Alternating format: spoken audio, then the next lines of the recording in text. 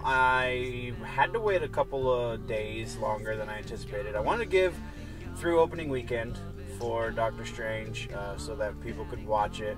Not that a lot of people watch these videos, but I'll be nice.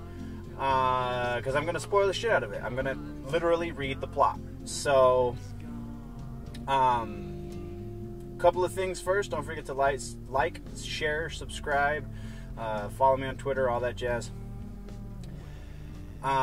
Also working on an interview with Terrence Zedunick right now. Was supposed to go to Salt Lake. That didn't work out. Now it'll turn into a Skype interview, so keep your eyes peeled for that. I'm gonna try. Got some new toys so that I can do this in a little more mobile fashion. So I'm gonna try and make these more regular for the 10 of you that watch this. There you go, fan service. So today's episode we're talking Doctor Strange. I'm gonna read the plot summary real quick and then give you my general feelings on the movie. So, plot. In Kathmandu, Nepal, sorcerer Cassilis and his zealots enter the secret compound of Cumberbatch, sorry, I can read, and murder its librarian, keeper of the ancient and mystical texts. They steal a ritual from a book belonging to the Ancient One, a sorcerer who has lived for an unknown time and taught all of Cumberbatch, including Cassilis, in the ways of the mystic arts. The Ancient One pursues the traitors, but Cassilis escapes with the pages and some of his followers. Stephen Strange, an acclaimed neurosurgeon, loses the use of his hands in a horrific car accident. Like, yikes, dude. Chill out.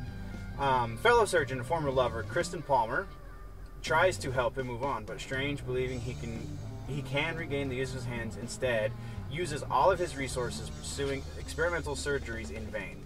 After learning of Jonathan Pangborn, a paraplegic who mysteriously was able to walk again, Strange seeks him out and is directed to Cumberbatch. There, Strange is taken in by another sorcerer under the Ancient One, Mordo. The Ancient One shows Strange her power, revealing the astral plane and the other dimensions as the mirror dimension. I got this from Wikipedia, and that seems like it needs an edit. Such as the mirror dimension. So there's a word.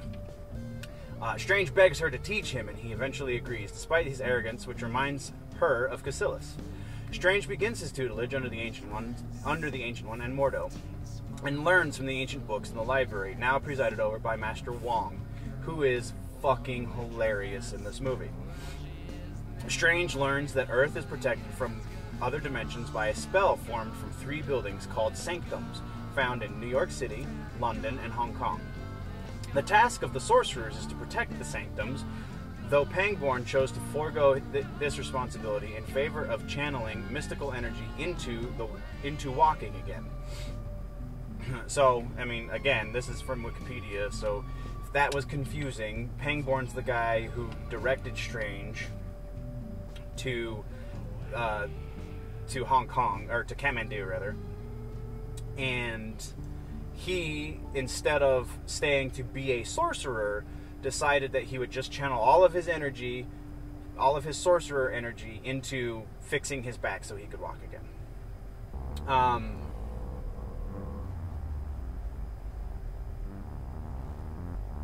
Strange advances quickly over several months, even secretly reading from the text Cassilis stole from First Day with New Lips. Strange advances quickly over several months, even secretly reading from the text Cassilis stole from, and learning to bend time with the mystical eye of Agamotto. Mordo and Wong warn Strange against breaking the law of nature, comparing his arrogant yearning for power to that of Cassilis, who believes, after the deaths of his loved ones, that everyone should have eternal life. Cassilis and his followers use the stolen pages to begin summoning the powerful Dormammu of the Dark Dimension, where time does not exist and all can live forever. This destroys the London Sanctum and sends Strange from Cumberbatch to the New York Sanctum. The Zealots then attack there, where Strange holds them off with the mystical cloak of levitation, until Mordo and the Ancient One arrive. Strange and Mordo become disillusioned with the Ancient One after Casillas reveals that her long life has come from her own use of Dormammu's power. Casillas mortally wounds the Ancient One and escapes to Hong Kong. The Ancient One tells Strange that he, too, will have to break the rules to balance Mordo's steadfast nature.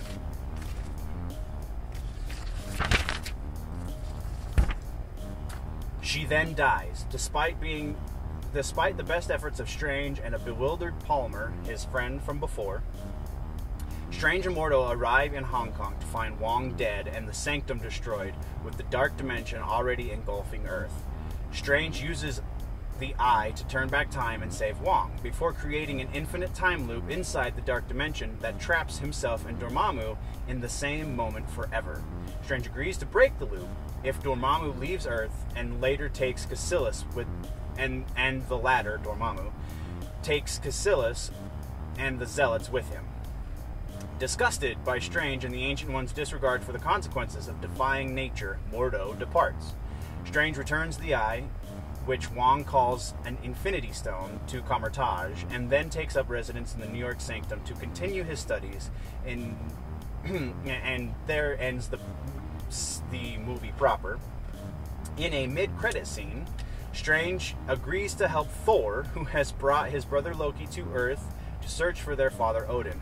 And you really have to watch this first end credit scene because it's, again, very humorous. Disney Marvel does such a good job with the humor. Pardon me. Disney Marvel does such a good job with the humor in these movies that you're doing yourself a disservice by not watching them. And then in the second post-credit scene, Mordo visits Pangborn and steals the energy he uses to walk, stating that Earth has too many sorcerers. And that's the end of everything. Plot being read, you now know the entire movie. It was really good. Like I said before, the Marvel movies that are being put out by Disney are just hitting it, man. Like, there's so perks, the good things, the things that you'll love about this movie. Benedict Cumberbatch is fucking amazing, and I kind of have a man crush on the guy. No, but seriously, he does drama so well that it lends itself very well to his comedic timing. Not that he's necessarily a comedian by any means, but he has excellent timing. In the beginning of the movie, when he's just regular ass Doctor Strange, and he's walking down the hall talking with Rachel McAdams, I forget her character name, Christine Palmer, his ex. Just the conversation back and forth between those two was just brilliant. Like there was subtlety to how he was playing it, but to a very not subtle character. But like Cumberbatch himself just understands his craft so incredibly well. He also was the voice of Dormammu, which is kind of badass because he's also the voice of Smaug. One of my favorite actors in this, though, as much as I love Benedict Cumberbatch, and I cannot pronounce his name, even though I think he's brilliant, Chiwetel Ejiofor? Chiwetel Ejiofor? I apologize for butchering it. I'm unfamiliar with the pronunciation. He was in Firefly. He was the big bad, effectively, in Firefly.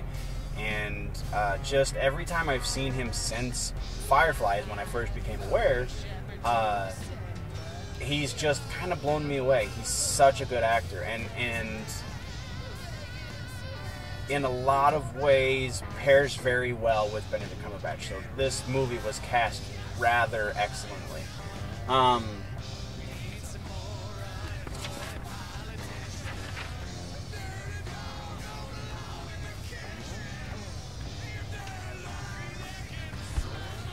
So perks. I mean, there's the it's beautifully written, very well shot. I forget who the director is, but the photography in this movie was planned out very well and very, very well executed. Because because of those inception moments where like time is bending, literally bending, or they go into the mirror world, or the mirror dimension rather. Sorry, or when Casillas just like folds time and the physical realm, and like they're jumping from building to building, and just very, very well executed. Like Christopher Nolan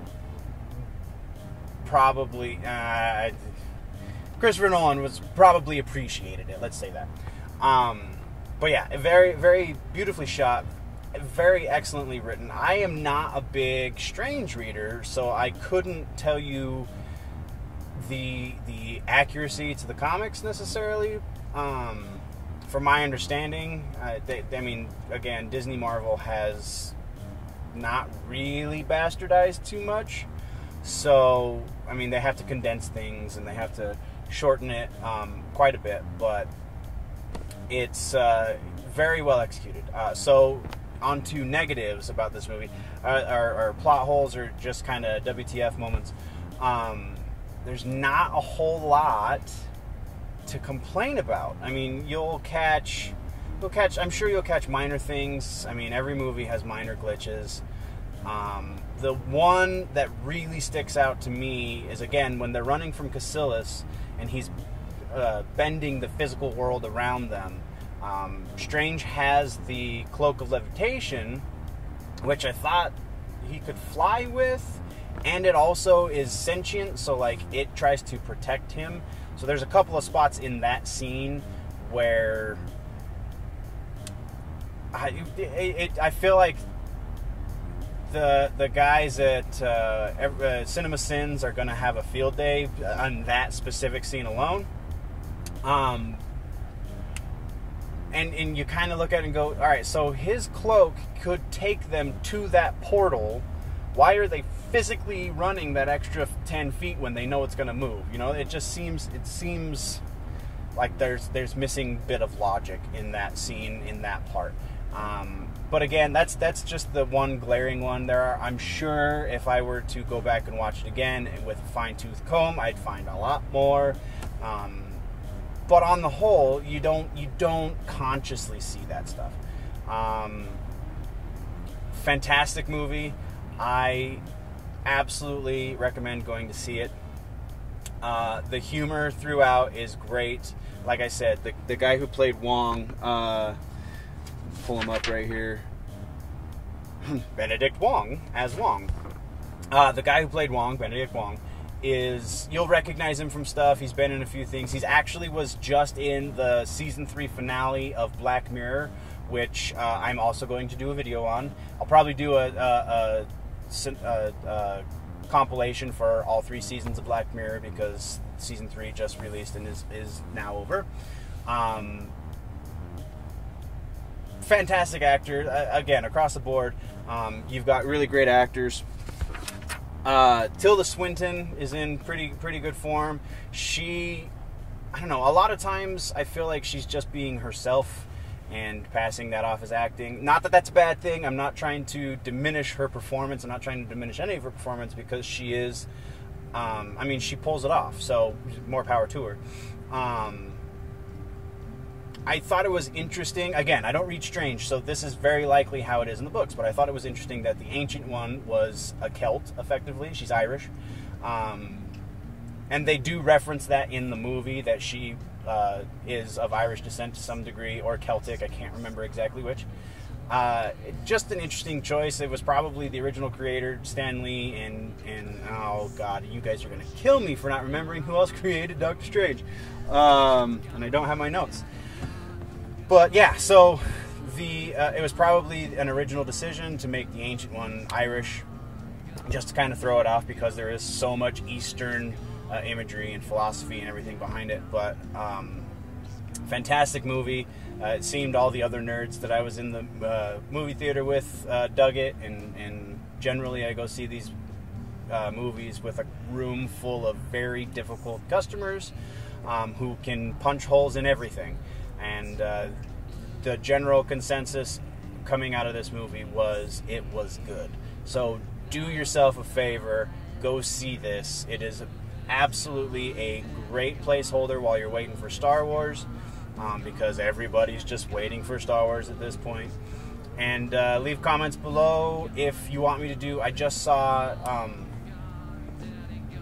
Fantastic Beasts and Where to Find Them, so if you want me to do a video on that, leave comments below. And otherwise, I will see you guys for my Terrence the Dunnock interview and Star Wars for sure. And thank you for watching Generally Nerdy. And if it is generally nerdy, it's probably right here.